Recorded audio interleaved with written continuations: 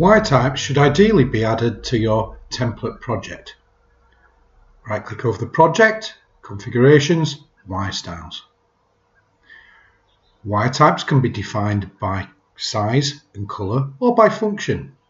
You can also set different groups, maybe one for electrical, pneumatics, hydraulics, P&ID.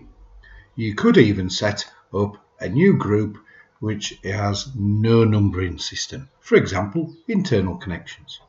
Select multiple add for a multi-phase wire type such as brown, black, green, yellow, grey, etc. Or select add for an individual wire type. In this example we can highlight over an existing wire type, copy, right click again, and then we can paste. The new wire type is added at the end. We can change its properties. On this example we're going to make this 1.5 red. You can define the equipotential numbering system and the wire numbering system. Section diameter, we'll define the diameter as 3.3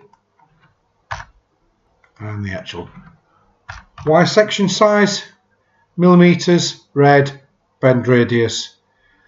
We could even pre-specify the voltage and frequency if this wire type, as an example, was only used for 110 volts. Give it a decent description and select OK. And that completes defining a new wire type.